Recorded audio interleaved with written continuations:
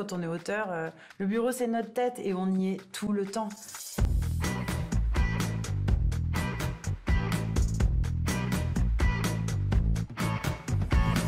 Pendant très longtemps, les scénaristes de séries, déjà on travaillait chez nous parce que personne ne nous mettait de bureau à disposition.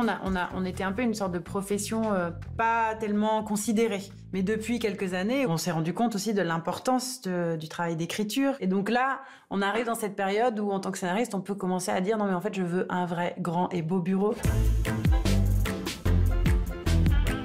Le bureau de Charlotte Perriand, quand je l'ai regardé, j'ai été tellement frappée par la puissance de cet objet. J'y voyais énormément de choses. À la fois, il est très travaillé, mais on voit l'épaisseur du plateau.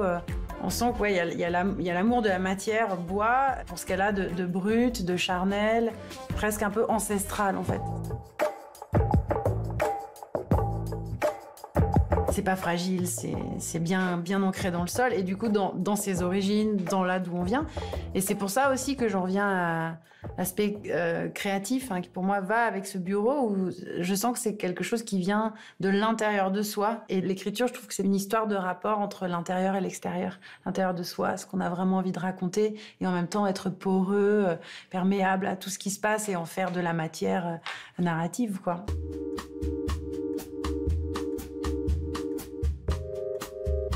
C'est une artiste, elle, en fait. Et donc, dans sa démarche, il y a quelque chose d'assez essentiel dans ce que c'est que l'activité créative ou artistique. C'est cet aller-retour permanent entre ce cerveau droit, celui qui est l'intuition, l'instinct, mais aussi le cerveau gauche qui est celui de la structure, de calcul. Et donc, elle a ça, elle, forcément. Elle le met ça dans son objet parce qu'elle est designer aussi. Et ça qui est beau, c'est que l'objet devient comme une sorte de métaphore pour moi de ce que c'est la création artistique en fait. C'est un travail de conception génial qu'elle a fait. Avec cette forme comme ça profilée, donc on sent qu'à la fois la personne qui est derrière est assez protégée. Donc il est comme entouré de quelque chose, comme il y a comme une sorte de muraille autour de lui qui lui fait son antre créatif. Enfin, c'est comme ça que je l'ai interprété. Et en même temps très profilé vers les autres, en fait comme une sorte de force avançante, presque virile. Après, du coup, le fait que les angles soient assez ronds, que ce soit pas très anguleux, ça l'adoucit. Mais voilà, ça va vers l'avant, quoi.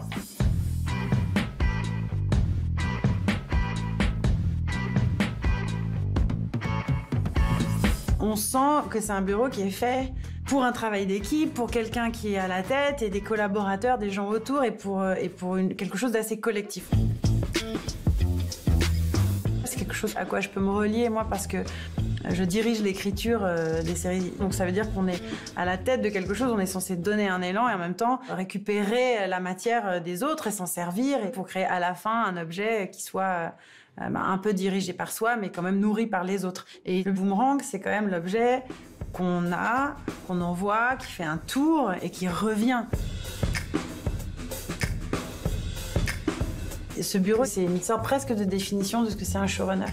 C'est qu'il y a une impulsion créative au départ, quelque chose qui vient de l'intérieur et qui vraiment se déploie et va vers l'extérieur et charrie derrière soi énormément de monde. Une grande équipe. Je veux mon boomerang, je veux mon Charlotte Perriand.